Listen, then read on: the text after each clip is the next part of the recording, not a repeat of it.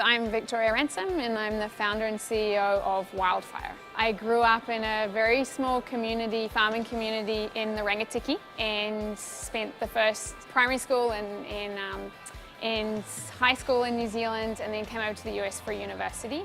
And I guess today I would define myself as an entrepreneur. I guess that's my defining thing right now. So I'm founder and CEO of a technology company that now employs 200 people, and it's all consuming and pretty much defines my life right now.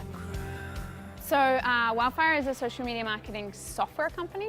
So basically we've created a technology platform that makes it really easy for companies to manage all aspects of their social media marketing, from anything from how do you grow your audience on Facebook and Twitter and LinkedIn and YouTube, how do you engage that audience, how do you measure what it's doing for your business, how do you communicate with that audience. We provide a suite of tools that really make that easy for businesses of all sizes. So I think my path to entrepreneurship is a pretty unusual one. I mean, I was born into a farming family, so ultimately New Zealand is made up of a lot of entrepreneurs in the rural farming world, and I had parents that worked very hard, so I guess that part of it was instilled in me, but it never even occurred to me that entrepreneurship was a career until after my first job in university. So after university, I got a job on Wall Street working for an investment bank, and had a great experience, but just was not passionate about what I was doing. I decided to really take a year off, figure out what I wanted to do, and then I thought I was going to go back to graduate school, and loved travel, loved action sports, so I decided to start a company that took people, foreigners, to New Zealand to learn to snowboard and ski in the South Island of New Zealand. The path into technology was actually, so we started Wildfire because we were looking to market Access Trips, the travel company, on Facebook. Thought it would be a great marketing opportunity for us. Thought, how are we going to get people to become our fans? Well, why don't we give away a free trip? When we went to do that, we realized we'd need to build an application, a Facebook application, and we thought, well, that's kind of a barrier to entry for us, and we're pretty tech savvy. What about every other small and medium-sized company in the world? Decided to create an application that would help companies to run initially just sweepstakes on Facebook, and got some wonderful traction. Started hearing from bigger brands, and then realized that there was a bigger opportunity than just sweepstakes, clearly, and expanded the vision and really built out the business. But you could say really that both Access Trips and Wildfire were experiments, and therefore didn't feel that risky, and that really evolved and grew. So I think, life growing up in the Rangitikei, it was a pretty rural, typical rural upbringing, and I wouldn't change it for the world.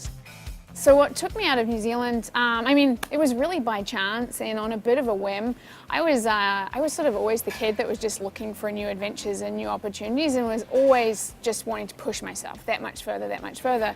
So actually what happened is I heard about a scholarship program to study at an international school called the United World College. I applied, I literally didn't even talk it over with my parents, and ended up being the New Zealander selected that year. And that took me at age 17 over to New Mexico to a school that was, so we were 200 students from 80 different countries. It was a real awakening to what's out there in the world. And plus I did a lot of travel at that time, and afterwards ended up spending 6 weeks in the Amazon, living with a remote tribe in the Amazon. I spent 6 months living in a favela, which is an urban slum in Brazil, where you had a pump where you wash with a bucket each day, and I slept in a hammock. And I think that has shaped in me a real sense that I have some kind of obligation to give back in the world. So I think that's changed my worldview.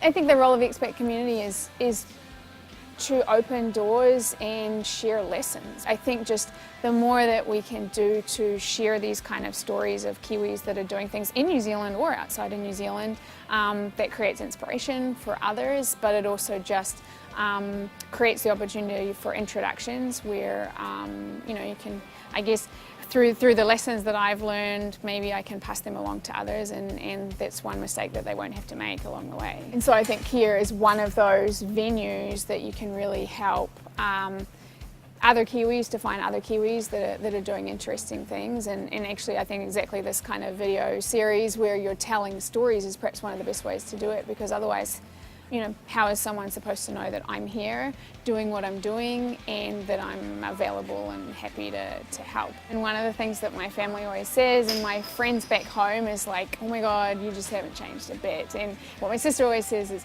everybody that leaves New Zealand changes and you've never changed. So actually what I hope in 10 years is that I'm still true and true, have all those Kiwi qualities that I like. Come on, come on.